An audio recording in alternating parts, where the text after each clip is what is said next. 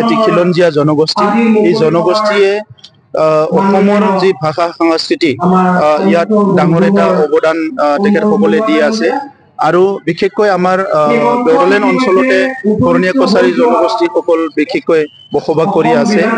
বিভিন্ন কাৰণত এই জনগোষ্ঠীয়ে কেতিয়াবা বিভিন্ন সমস্যাৰ সন্মুখীন হয় বিভিন্ন সমস্যাবিলাক সমাধান হ'ল কিন্তু ইয়াৰ মাজতে এটা দুটা সমস্যা আৰু এতিয়াও আছে এই সমস্যাবিলাক সমাধান হোৱাটো আমি বিচাৰো ময়ো বিচাৰো ব্যক্তিগতভাৱে আৰু যিখিনি কাম আমাৰ কৰণীয়া কছাৰী ছাত্ৰ সন্থাই হাতত লৈছে কৰণীয়া কছাৰী সাহিত্য সভাই হাতত লৈছে এইখিনি কামটো অনাগত দিনৰ আগুৱাই নিয়াৰ কাৰণে বিটিআৰ চৰকাৰক সদায় আমি সাপোৰ্ট কৰিম বা আমি একেলগে থাকিম মই আজি বিশেষভাৱে ইয়াত আহি কিছুমান কথা উপলব্ধি হৈছে যে আজি এই সময়ত আমাৰ জনজাতি আৰু খিলঞ্জীয়া জনগোষ্ঠী বিলাকৰ যিবিলাক সংস্কৃতি এটো লাহে লাহে বহুত প্ৰত্যাহ্বানৰ সন্মুখীন হৈছে গতিকে আজিৰ সময়ত আমি প্ৰকৃতিৰ মাজত যেহেতু প্ৰকৃতিৰ বুকুত আমি যেহেতু আমি জীৱন যাপন কৰো প্ৰকৃতি আমাৰ সংস্কৃতিটো আগুৱাই নিয়াত যথেষ্ট সহায় কৰে গতিকে বিভিন্ন দিশৰ পৰা চিন্তা কৰিবলৈ সময় আহিছে আৰু যিসকল চিন্তাবিদ যিসকল বুদ্ধিজীৱী যিসকল নেতৃস্থানীয় ব্যক্তিসকলে নিজৰ জনগোষ্ঠীৰ কথা চিন্তা কৰে সেই সকলে অনাগত দিনত আমাৰ অস্তিত্বটো কেনেকৈ ৰক্ষা কৰিব আমাৰ ভাষা সংস্কৃতি কেনেকৈ ৰক্ষা কৰিব ইয়াৰ কাৰণে এটা দিশ নিৰ্ধাৰণ কৰাৰ সময় আহিছে বুলি মোৰ অনুভৱ হৈছে আৰু আজি এই সভাত আহি বহুত ভাল লাগিছে মই কৰণীয়া কছাৰী সাহিত্য সভাৰ অনাগত দিনত আৰু আগুৱাই যাওক মই সেইটো কামনা কৰিছো চৰকাৰী তৰফৰ পৰা কৰণীয়া কছাৰী ভাষা সংস্কৃতি গৱেষণা কৰাৰ কাৰণে আমি আহি থকা বিত্ত বৰ্ষত 1 কোটি টকা দিয়াৰ কাৰণে ঘোষণা কৰিছো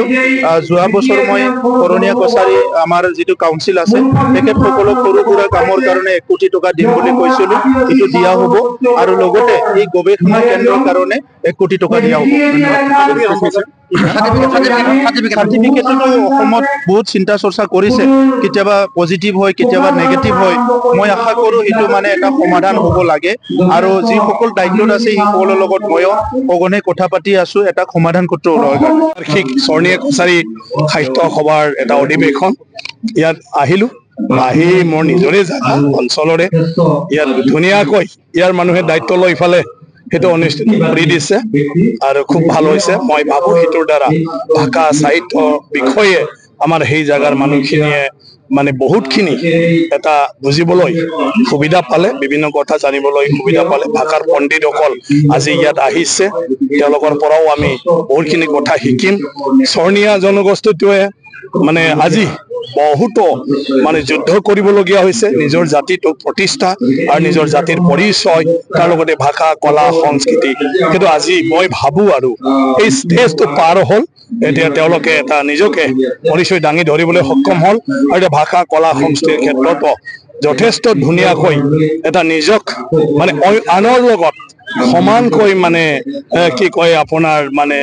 ষ্টেপ দিব পাৰা এই পজিশনত আহি গ'ল এটা কিন্তু কাম কৰিব লাগিব এইটো সময় আহি গ'ল আৰু কাম কৰাৰ ক্ষেত্ৰত এতিয়া যেহেতু মানে এটা মঞ্চ তৈয়াৰ হৈ কাম কৰি আছে মই ভাবো এতিয়া চৰণীয়া জাতিটোৱে আমাৰ সবে অনুসৰণ কৰিবলগীয়া তেনেকুৱা ধৰণৰ এটা পৰিৱেশ সৃষ্টি কৰিব যে বহুতখিনি আমি তেওঁলোকৰ পৰা শিকিব লাগিব যুদ্ধ কৰি আহা আৰু এনে কাৰোবাই মানে ৰেডিমেড কৰি দিয়া দুটাৰ মাজত বহুত পাৰ্থক্য আছে তেওঁলোকে আজি ভাষা এটা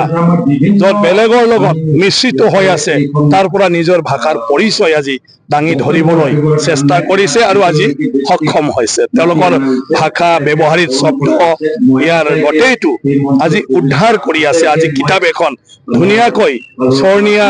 ভাষাত ব্যৱহৃত শব্দবিলাকৰ শব্দ ভাণ্ডাৰ এটা আজি এই সাহিত্য সভাত উন্মোচন হ'ল গতিকে তাতকৈতো আৰু মানে গৌৰৱ কৰিবলগীয়া আৰু একো নাথাকে গতিকে ধন্যবাদ জনাইছো সকলক অভিনয় কৰাৰ হেঁপাহ আপুনি পঢ়ি ৰাখিছে নেকি আপোনাৰ অভিনয় কৰাৰ অভিজ্ঞতা নাই কোনো কথা নাই আপোনাৰ বাবে আহিছে সোণালী সুযোগ 29 ছেপ্টেম্বৰত দিনৰ 9 বজাৰ পৰা নিশা 8 বজালৈ বলিউড তথা হলিউডৰ চিনেমাৰ বাবে অডিশ্যন হ'বলৈ গৈ আছে গুৱাহাটীৰ কাহিলীপাৰাস্থিত জ্যোতি চিত্ৰবনত 5 বছৰ বয়সৰ পৰা 17 বছৰ ব্যক্তিয়ে কৰিব পাৰিব অংশগ্ৰহণ